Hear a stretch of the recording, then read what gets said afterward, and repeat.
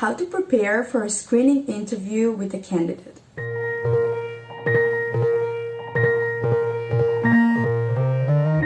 Welcome back everyone, this is Victoria from SiteHunt. Today I'm going to tell you how to prepare for a screening interview with your candidate. What is a screening interview?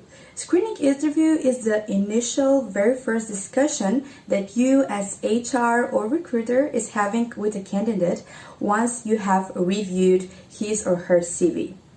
The main purpose of the screening interview is to get to know the candidate and also evaluate whether he or she is going to be a potential fit for the job you're hiring for. In most cases, the screening interviews last around 30 minutes and they have approximately between 5 to 7 questions. Me personally, I always do it via video call. However, many people do it over the phone. So I always prefer the video discussions because I can notice even the nonverbal language and get to know the candidate better. Many people don't see the real importance of the screening interview. However, it is really essential if you ask the right questions to validate your candidate. So in this video, I'm going to talk about the main questions to ask during the screening interview from my perspective as an IT recruiter. However, you can use this for recruiting other profiles as well. Before we move to the main questions, I will ask you to like this video and subscribe to the channel because this will support us a lot. And now let's dive in. The very first question to ask, and super important, is what is the motivation for a change? Once the candidate accepted to have this initial discussion with you, this means that he or she is initially interested in your proposal. So in this regard, you really need to explore what is their motivation to change the current position. Is it about the project? Is it about responsibilities that they don't like? Are they satisfied with the team that they're currently working with? Are they looking for a better salary? Are they looking for a job at another location? Your responsibility here is to evaluate the main reason for a change of your candidate and see if you're able to respond to their needs. For example, when I'm having interviews with IT consultants, it's really important to understand what they're looking for in their next position. Are they looking for instance, more management responsibilities? Is the job that I'm currently hiring for implying these responsibilities? In many cases, it can happen that the person is looking for a change because they want to be on a management level. However, I'm hiring a hands-on coding, let's say, developer person. So if I'm not able to get them what they need, it's not going to be a potential fit for the position. The second question to ask on your screening interview is what are your main responsibilities in your current position and the technology stack that you're using if you're talking to an IT consultant. For instance, when I'm having only the LinkedIn profile of the candidate and when I don't have the CV yet, for me it's really important to understand what they're currently doing, at least briefly. However, if I'm already having the CV of the candidate and I can clearly see their tasks in the position, in order to save time, I just skip this question. The third very basic question to ask is what is the education level and the year of graduation of your candidate?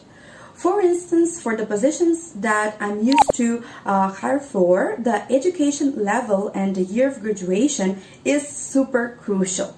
Sometimes in the CV, of course, you'll be able to see the university, the study years of your candidate. However, it's good to confirm or double check if this is correct. Sometimes candidates start their education and maybe they drop from school later on, or maybe the year when they receive the diploma is not correct in the CV. So for you, it's not going to take a lot of time just to double check if this is the year of the graduation and if they have bachelor degree or master's degree or any other education level. The fourth essential question in your screening process is to ask the candidate, are they open to relocation? As me personally, I'm doing kind of international IT recruitment, so it's really important for us to evaluate if the candidate is ready to relocate, or they just like the idea of living in another place. So it's always good to ask the candidate even beforehand, have they thought about the relocation from their place? Who they're going to move with? Are they having a family or kids that they will move with them to the place that they're going? Have they discussed the relocation matter with their family or their partners already, or this is something to be yet discussed? I would highly suggest to ask all of these questions even before moving forward in order to skip, let's say, the dropouts at the later stages.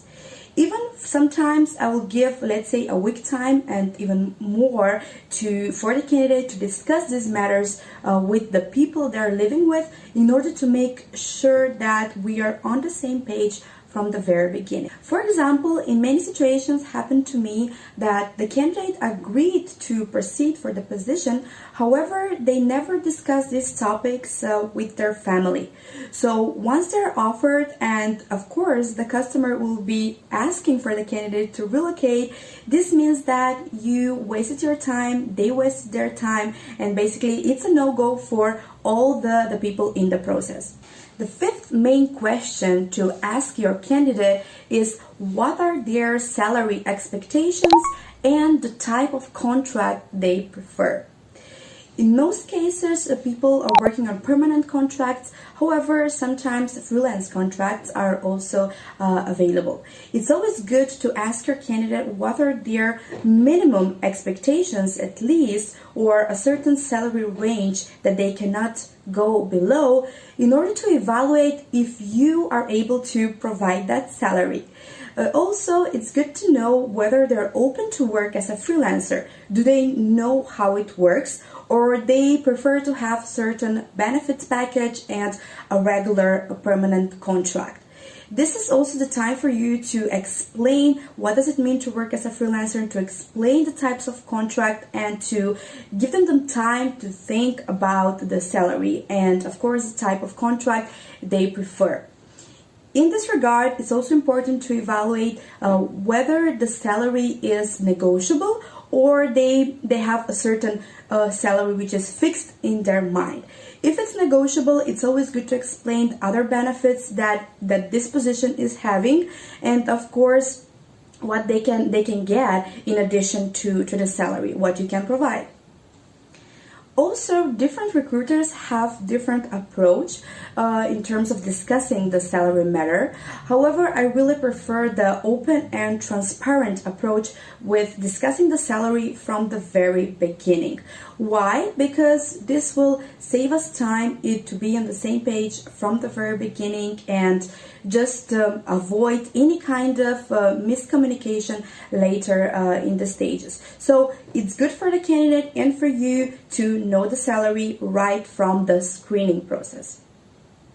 And the sixth, last and also important question is, what is the availability of the candidate? This is really important because many candidates are in different positions and they have a notice period. Most of the companies in Europe, at least speaking, have a notice period of around 1 month. However, if they are on higher or executive level position, they can have a notice period of 2 months or even 3 months. For you, this is really important because many customers do not allow a 3 months notice period, and they cannot basically wait for the candidate to come and join their project after 3 or 4 months. So it's always good to ask what is their earliest availability, how long is their notice period, if they have one, and is it negotiable. Sometimes, of course, there are certain buyout options, or for instance, if they have 2 months notice period, they will be able to reduce it to 1 month. So it's always good to discuss this even from the very beginning. Thank you very much for watching this video, and let me know in the comments what is your favorite question to ask your candidate during your screening interview process.